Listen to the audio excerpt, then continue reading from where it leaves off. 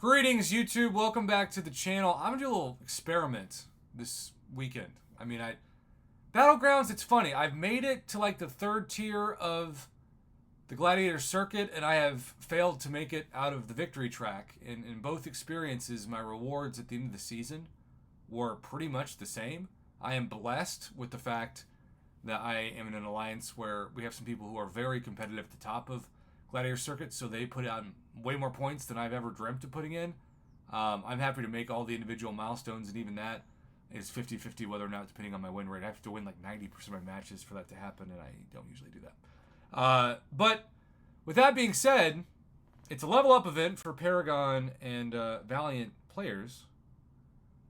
And we have a new, fresh off the presses Silver Sable that could use an upgrade, and I think I've got several, ironically, skill ISO that are about to expire in the next 24 hours. Like those. Hey, look at all those. All those red. I make videos about this every month, and yet I still forget to sell my soon-to-be expired ISO, and I guarantee you there have been times where I've forgotten to sell it, and it has 1,000% hurt my chances of getting more gold. Now, I have so much gold that for me, it's not a big deal, but what about the people who really need gold that forget that that's a great source of gold? Then they just lose it.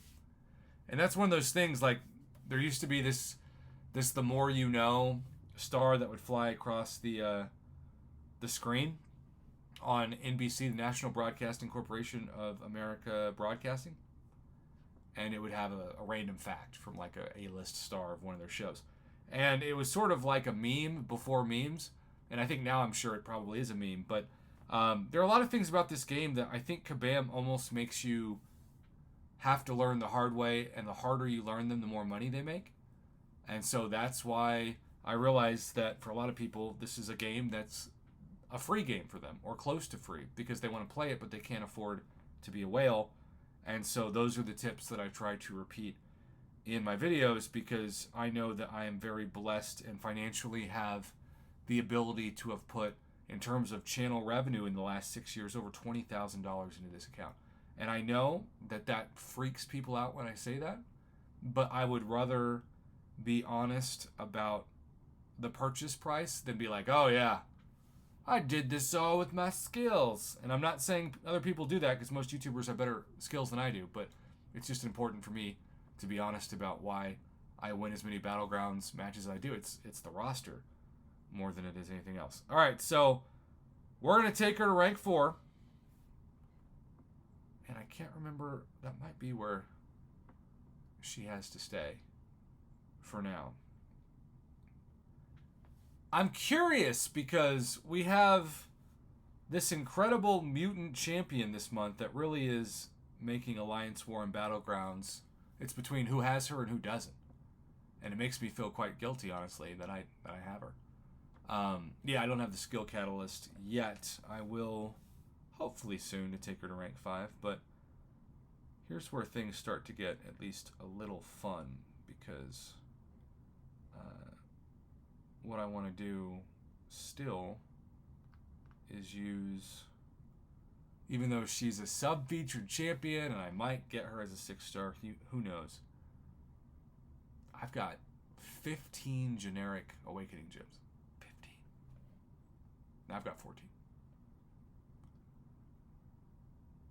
Until you run out of those, and you do not have them,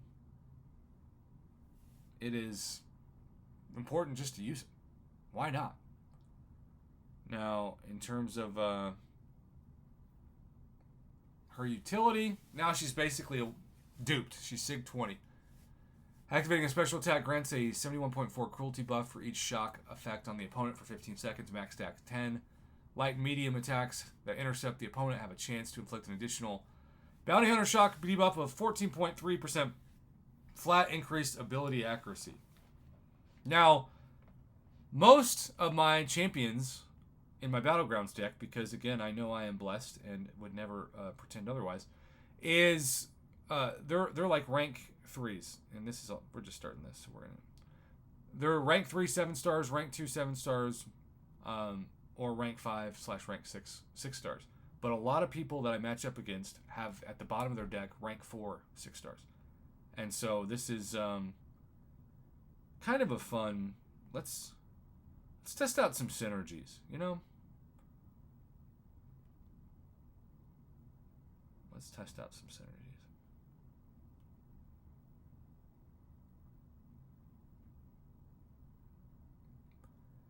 And I'm going to go to Silver Sable. Alright. Prowler's Personal Pursuit passive is active. Attacks that cause evade abilities to fail grant a non-stacking Fury buff for 20 seconds. That's amazing. And Silver Sable increases the duration of personal disorder effects by 5 seconds. You know what? Let's try it.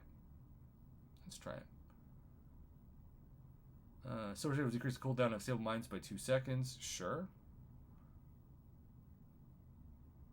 You know what? Let's try some Jessica Jones action. Crit damage and armor rating. I think for this, I'll just stick McFury in.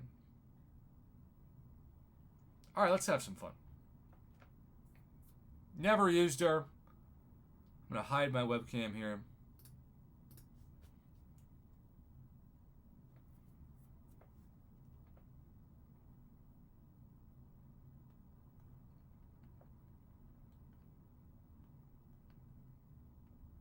Alright, here we go.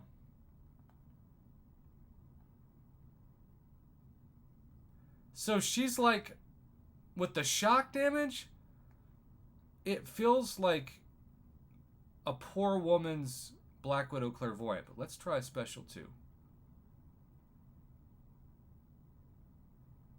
I mean, again, I feel like I'm using like her sister. And it's nice to put so many shock numbers up, but for a rank 4 6-star, I would think that the numbers would be better than the damage over time that I'm seeing. Now, who knows? Maybe she'd be a really good defender. But I don't know. Let's try that one more time.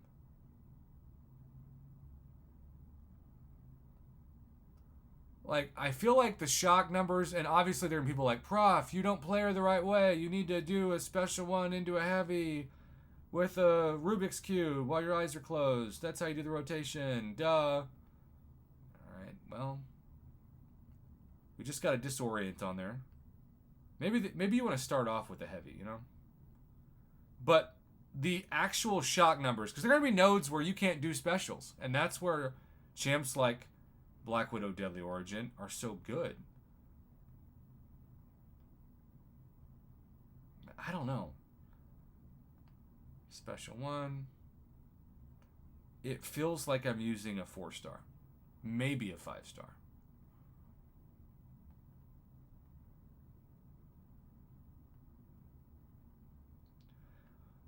Right now, the first test was all kinds of mid.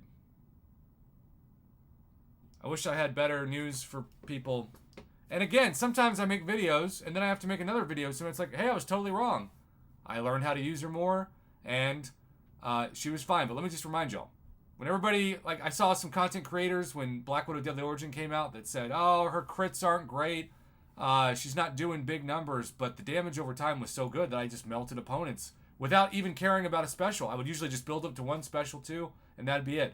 And I guess I was hoping Silver Sable would kind of be like Black Widow Deadly Origin 2.0, but she feels more like Black Widow Deadly Origin 0.5. That's my first response. I could be totally wrong. But if you're asking me which champ's better this month, it reminds me of the Proxima Midnight versus Corvus debate. One of them is going to age much better than the other in this game, and you know which one that is.